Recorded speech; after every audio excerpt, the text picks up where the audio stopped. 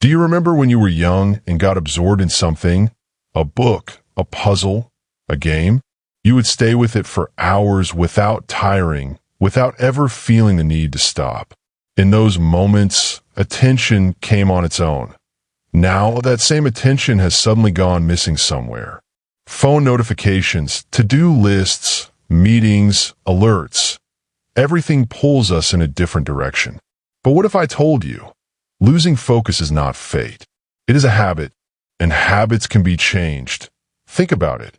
If 1 hour of focused work today could completely change the direction of tomorrow, how many times would you give it?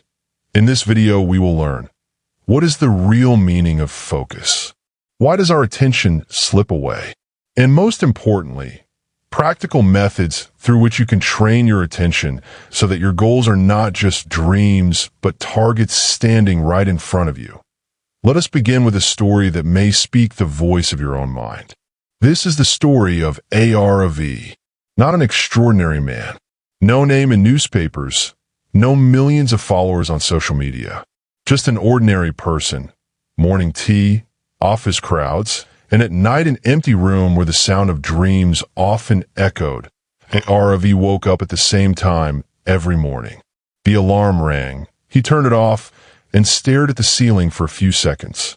On that ceiling, he did not see his future. He only saw the same question that had been sleeping and waking with him for the past 3 years. Will I ever be able to do something big? Arv had a dream, not a small one, but the kind of dream that could truly change someone's life. He wanted to build an app that would not just teach students, but teach them to think, to focus, and to believe in themselves. The idea was brilliant. Friends said, "Brother, this has real potential." But the problem was 3 years had passed, and the dream was still exactly where it had always been. Every month Arv made a new resolution. This month I will get serious. From next Monday, I will work 2 hours every day. No more distractions. But the same story repeated every time. Morning office emails, afternoon meetings, evening a little social media in the name of relaxation, and at night, exhaustion. When he sat down to work, the phone would ring. When he put the phone away, his mind would drift somewhere else. And then the same sentence. From tomorrow, for sure. Slowly a fear began to settle inside Arv. Not the kind that shouts loudly, just one that whispers from within, maybe you were not made for this. One night, returning from the office, Arv was standing in the metro. People were around him, but inside, there was a strange silence. He glanced at his phone screen. Screen time for the day, 6 hours, 40 minutes. In that moment, it was as if someone had held a mirror up to him. He thought, I don't have time. That is a lie. I don't have attention. That is the truth. That night, Arv did not sleep. He lay in bed and for the first time asked himself an honest question. If I keep going like this, where will I be in 5 years? The answer was frightening. The same office, the same exhaustion, and the same unfinished dream. That fear forced Arv to make a decision. He said, if I don't change now, perhaps I never will. But this time Arv made no big promises. He made 3 small but precise changes. First change, the attention board. The next morning, before picking up his phone, Arv opened a diary. No to-do list. No motivational quote. Just one question written down. What is the most important task today that will truly move my startup forward? That day the answer was, design the flow of a core feature. Arv chose that task and placed it in the first hour of his day. No emails, no messages, no meetings. Just that one task. At first it felt strange. The mind kept running away. But he told himself, just 1 hour. It was not perfect, but it was honest. Second change, the distraction box. Arv took a small box and placed his phone in it. He kept only 4 apps on the phone: calls, messages, email, calendar. Everything else on silent. No notifications, no red dots, no sounds. He made one rule for himself. When I am working, the phone stays away from me. The first few days were difficult. His hand kept moving toward his empty pocket. The mind said, just look once. But Arav noticed that every time he endured that temptation, a little more strength grew within him. Third change, the 45-minute rule. Arav decided that work is neither a marathon nor sprint. He created 45-minute focus sessions. 45 minutes on just one task. No multitasking. No background scrolling. Then a 10-minute break, getting up, drinking water, looking out the window. In the beginning, even 45 minutes felt long. But gradually those same 45 minutes became the most genuine time of his day. In the first month, no miracle happened. Just this much, work started getting done. One feature was completed. One design was finalized. Small results, but real. In the second month, he shared a prototype with his team. In the third month, an email arrived. We would like to try your beta version. That day, Arv stared at the screen for a long time. It felt as if someone had placed a hand on his shoulder and said, see, when you applied your attention, the path became visible. His success did not come from any magic. It came from small, disciplined attention every day. Arv had understood one thing. Attention is not an emotion. It is a resource. Just as a phone's battery is conserved, attention must be conserved too. If you spend it everywhere, it will run out exactly when you need it most. And this story is not just Arv's. It belongs to every person who has a dream, but whose attention is scattered. Going forward, we will understand these same principles in greater depth, at a psychological level and through practical methods. Because if you learn to manage your attention, you will manage your direction. To understand this book in detail, we are going to discuss it across 10 chapters. So let us begin. Chapter 1. The Science of Attention. What is attention? People often mistake attention for a feeling, something that sometimes comes and sometimes goes. When a mind is engaged, they say focus is good today, and when it isn't, they assume the whole day is bad. But the truth is completely different. Attention is not a feeling, nor is it a sudden surge of energy. Attention is a mental resource, a resource that determines which direction your life moves forward in. You have a limited amount of attention each day. It doesn't just decide how tired you are. It decides what you consider important. Attention is not energy, it is direction. Like the beam of a torch in a dark room. Wherever it points, that part becomes visible. In the same way, wherever your attention goes, your life gradually begins to shape itself in that direction. Now the question arises, if attention is so important, why does it scatter? The answer lies in the structure of our brain. The human brain is surrounded by countless pieces of information every second. Sounds, sights, thoughts, memories all trying to enter at once. If the brain responded to every piece of information, it would tire very quickly. So the brain builds a natural filter. This filter decides what to pay attention to and what to ignore. But the problem begins when we repeatedly weaken this filter. Every small notification, every time we pick up the phone, every time we switch to another task in the middle, these are all small distractions. They're so small that we don't feel the damage. But over time, they loosen the brain's filter. The result is that the brain can no longer stay fixed on one thing. Letting attention wander becomes a habit. This is where the need to train attention begins. Just as the muscles of the body need exercise to become strong, the muscle of attention also needs practice. The simplest and most effective practice is brain-clearing meditation. In this, you don't need to achieve anything. Just sit, close your eyes, and bring your attention to your breath. Feel the breath as it comes in. Feel it as it goes out.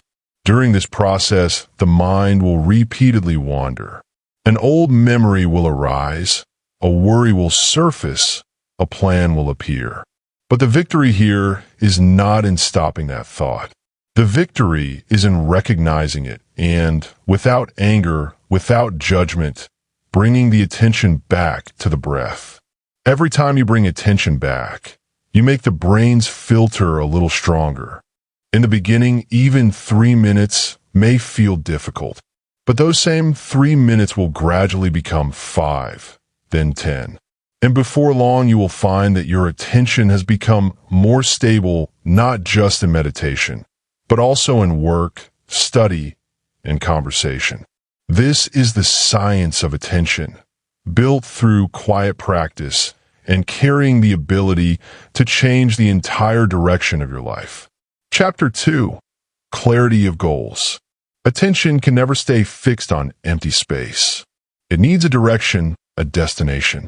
If the destination is blurry, attention will keep wandering too. This is why it is true that whatever is not clear cannot hold attention. The clearer the goal, the more naturally attention flows toward it. Most people say, I need to be successful. I need to increase my focus. I need to do something big. These things sound good, but for the brain, they're almost useless. The reason is that our brain is primitive. It is not driven by future dreams. It is driven by immediate benefit. It only finds important what is clearly visible, can be measured, and can be acted upon right now. When a goal is vague, like, I'll do some work today, or I'll slowly start studying, the brain postpones it. It simply doesn't understand what to do. There is no measure, no boundary, no time. Such goals don't create urgency in the brain. So attention automatically slips toward other things, the phone, conversation, or easy tasks. This is why clear goals become the guides of attention. Clarity gives the brain a command. This is the work. Do this right now. When the goal is clear, attention doesn't have to spend energy making decisions. It goes straight to work. A practical way to create this clarity is through SMART goals, specific, measurable, achievable, relevant, and time-bound. Such a goal becomes concrete for the brain. It is no longer just imagination. But the story doesn't end there.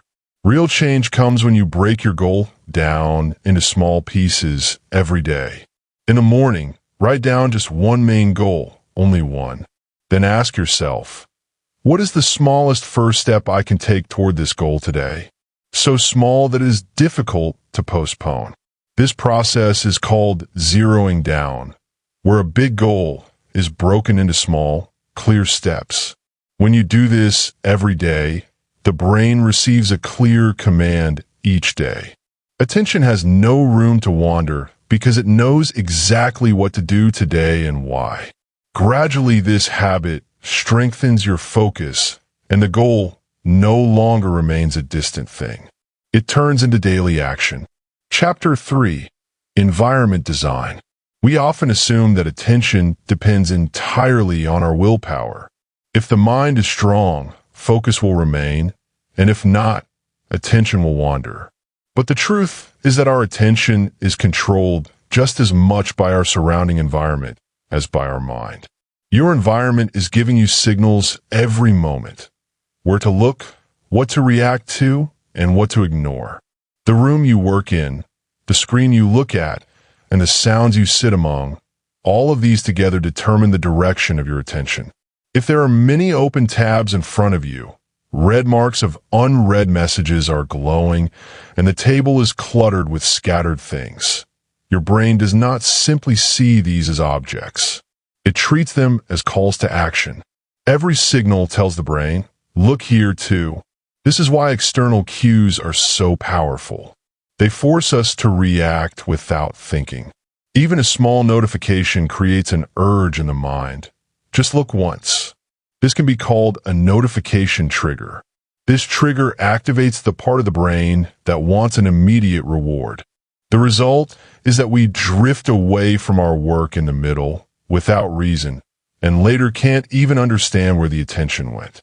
To protect attention, Changing the environment is more effective than increasing willpower. When you control the signals around you, attention starts to stabilize on its own. First, look at your workstation. Are there things there that you don't need right now? If so, remove them. Keep only what is related to the current task. Less visual stimulation means less mental noise. The digital environment is equally important. Phones and computers are today our greatest attention thieves. So focus mode or website blockers are not just conveniences. They are necessities. When you are working, creating distance from unnecessary apps and sites is respecting your own attention. It is not a restriction on yourself. It is protecting your goal. One very simple but effective solution is the distraction box. It is not a complex system. Just decide a place where when you start working, you put your phone, smartwatch, or other distracting things. When these things are out of your sight and reach, the brain doesn't have to keep fighting. Attention is saved. When you design your environment in your favor, maintaining attention is no longer a struggle. You will find that without much effort, without criticizing yourself, your focus is getting better. Because now your environment is not working against you. It is working with you. Chapter 4. Building the habit of focus. Most people believe that focus comes in a particular mood. When the mind feels like it, attention will come. But the truth is that focus is not a state that appears suddenly.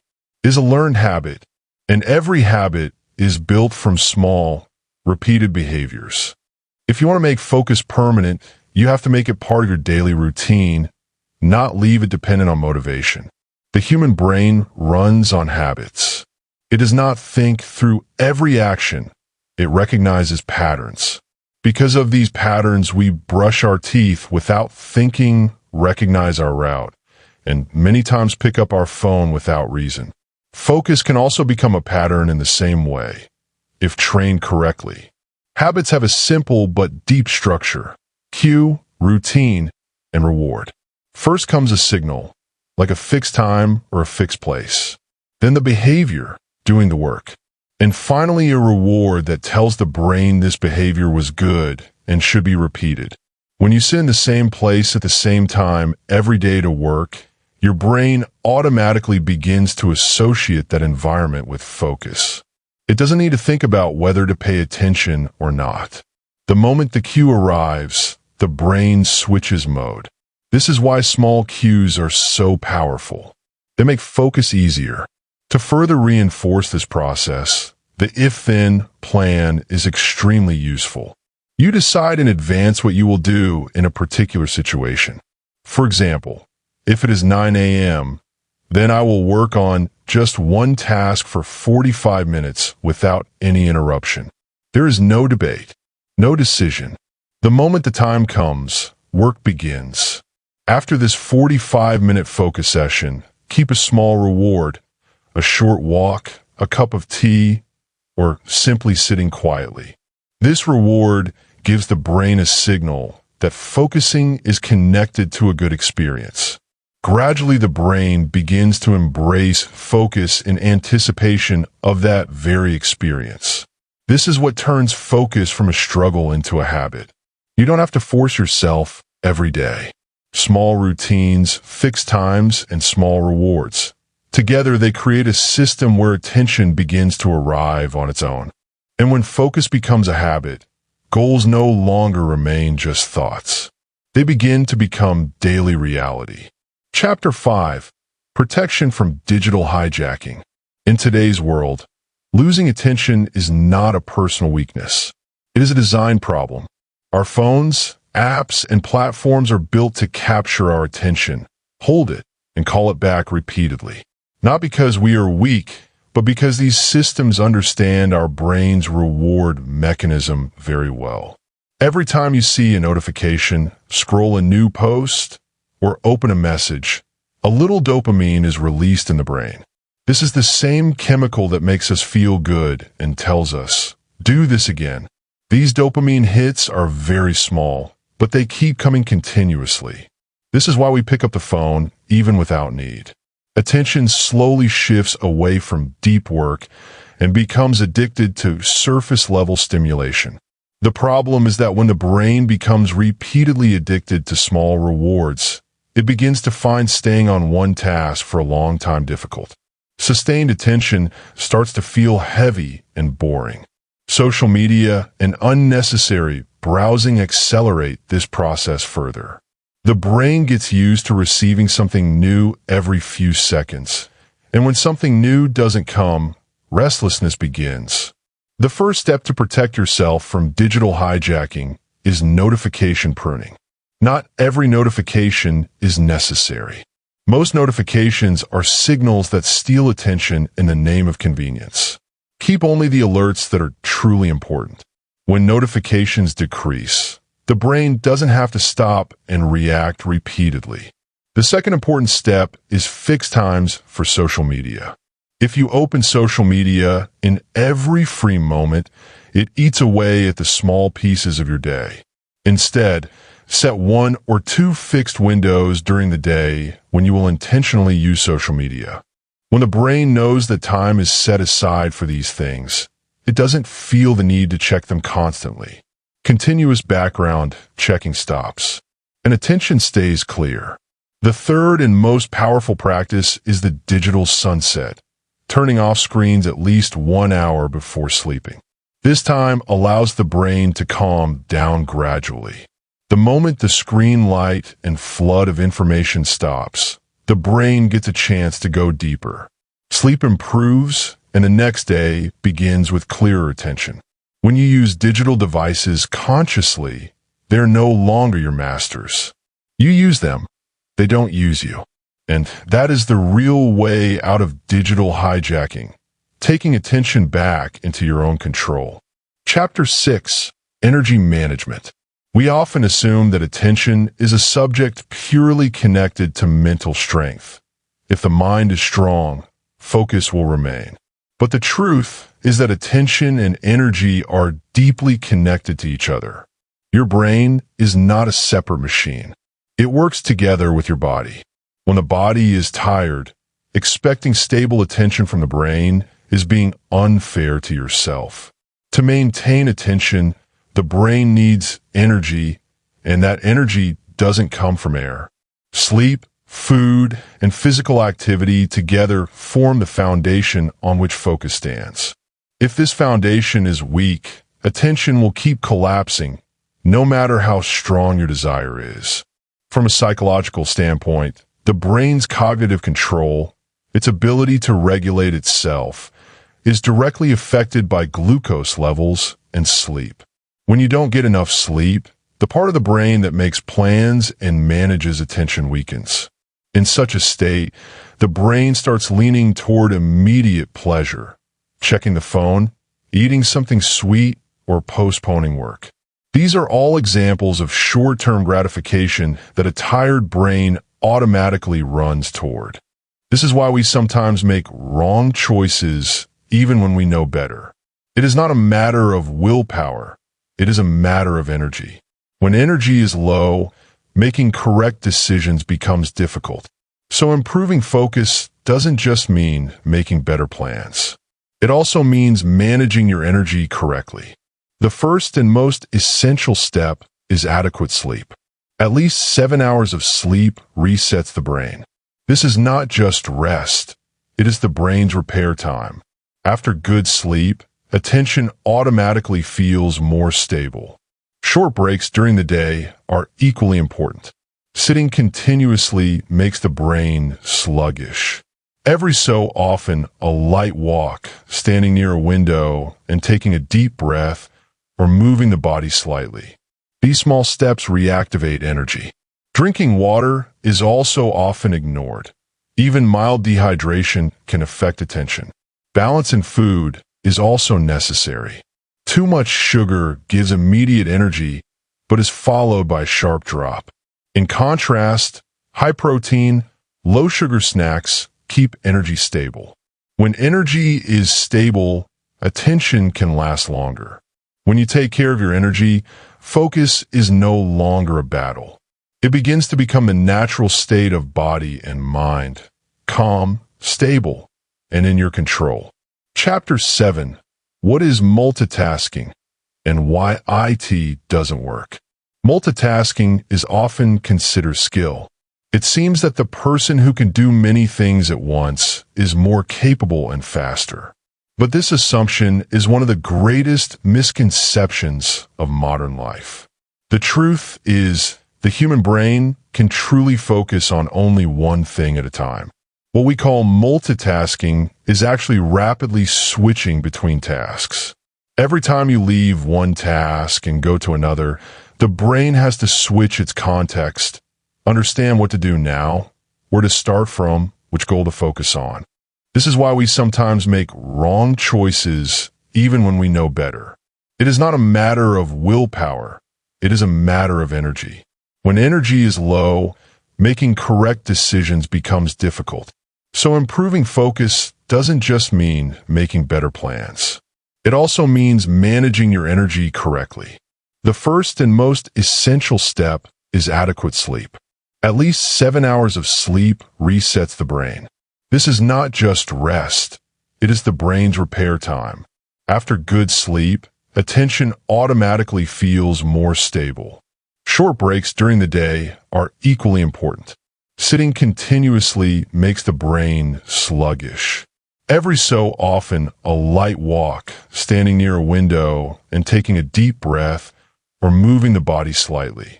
These small steps reactivate energy. Drinking water is also often ignored. Even mild dehydration can affect attention. Balance in food is also necessary.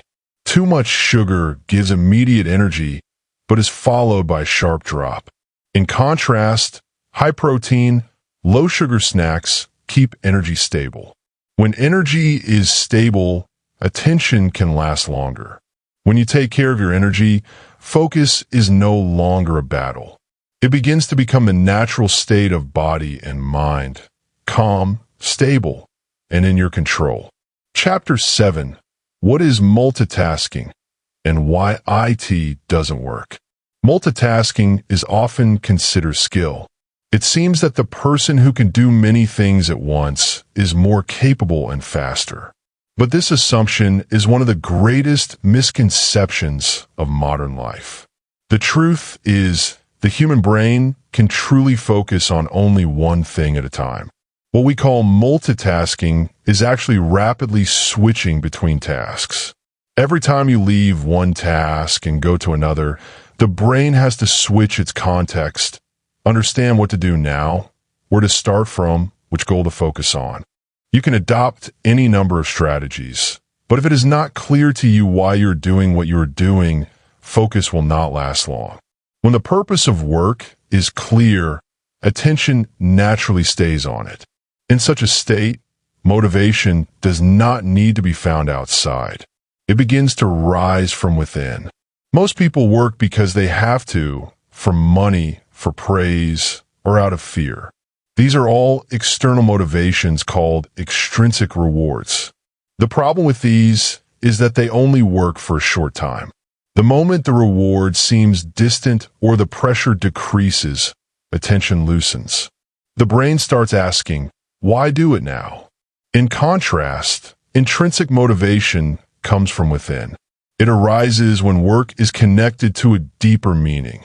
When you feel that this work is connected to your values, your dreams, or your identity, then you don't have to force yourself to maintain attention.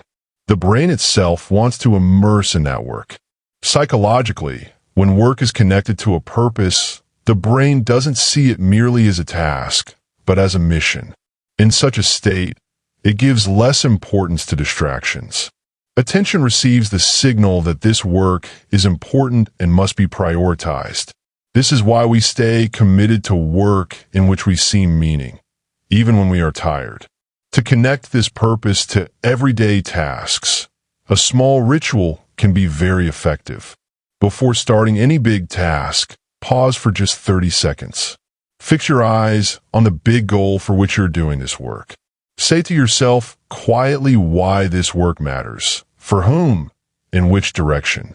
This small ritual gives your brain a purpose signal. telling it that this work is not just for today, but is part of your long journey. The moment this signal arrives, attention deepens.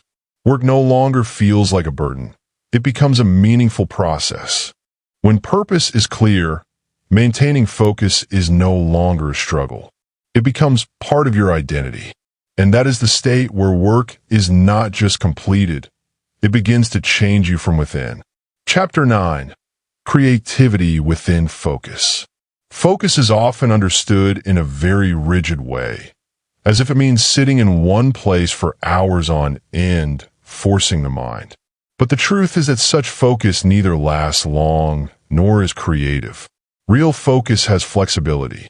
It is both depth and rest. Creativity is born from that balance. When you fully concentrate on a problem, one part of the brain becomes very active. This is the state where you reason, make plans, and search for solutions. This can be called deep focus. But if you stay in this state for too long, the brain begins to tire. New ideas stop coming, and thinking gets stuck in repetition. This is where creative incubation plays its role. This is the time when you deliberately create distance from the work. From the outside, it looks like you're doing nothing, but inside, the brain is working in a different way. In psychology, this is called diffuse mode. In this state, the brain connects old and new ideas without any pressure. Often the best ideas come during this very time. You may have experienced that the solution to a problem suddenly arrives while walking, bathing, or sitting quietly. This happens because at those times the brain gets the freedom to wander freely. This freedom is essential for creativity. Creativity comes not just from hard work, but also from stopping at the right time. This is why the right meaning of focus is to make room for both, working deeply and wandering freely. When you work with high concentration, direct all attention in one direction. But after that, give yourself recovery time. A 20 to 30-minute light walk, sitting in silence, or just looking around without any purpose. All of these refresh the brain again. When you adopt this cycle, focus is no longer a burden. It becomes a flow where effort and rest strengthen each other. And in this very flow, creative ideas are born that not only solve problems, but also give your work a new shape. Chapter 10. Build systems. Trust motivation less. Most people leave the big changes in their lives dependent on motivation. When I feel like it, I'll start. When the enthusiasm comes, I'll keep working consistently. But the problem is that motivation is not permanent. It changes like the weather, sometimes very strong, sometimes completely gone. If your progress depends only on motivation, it will be equally unstable. This is why people who last long don't rely on motivation. They rely on systems. A system means routines, rules, and an environment that works every day without too much thought. When the system is strong, you don't have to convince yourself every day. Work happens on its own, whether you feel like it or not. Psychologically, humans are naturally inclined toward laziness, not as a flaw, but as a tendency to conserve energy. The brain always looks for the easy path. If every day you have to apply willpower to do a task, after some time the brain gives up. But when that same task becomes part of a system, the brain accepts it as normal. The need for willpower decreases. A good system determines when, where, and how you will work. It includes your focus sessions, your environment, and your rules, such as 2 deep focus windows per day, keeping the phone away during work, and fixed break times. These small rules together produce big results. But no system is perfect, so regular evaluation is necessary. Once a week, spend a few minutes reviewing what is working and what is not. Which days was your attention best? How many times did you drift? When you gradually improve your system based on this information, focus improves on its own. You don't need to feel motivated every day. The system carries you forward. And that is the real victory. Building an arrangement that works even when you're tired, busy, or feeling less motivated. Now close your eyes for a moment. Take one long, deep breath and slowly let it go. Today you heard Arav's story. And through 10 chapters, the science of attention, clarity of goals, environment, the power of habits, digital traps, energy management, single tasking, purpose, creativity, and systems. All of it together says one thing. Small changes forge big stories. The most beautiful part of the story is that you don't need to become a great hero to change. Any ordinary person, like Arav, can wake up every morning, apply one small rule, and give their life new meaning. If you want to take something away today, remember this: focus is not magic. It is a practice, a gentle discipline. Every time you bring your attention back, you strengthen your muscle. Every time you improve your environment, you win a small victory. And every time you connect your work to a purpose, it is no longer just a task. It becomes your story. Like this video, subscribe to One Book, and write in the comments, what is your biggest attention challenge? Because every story moves you one step forward.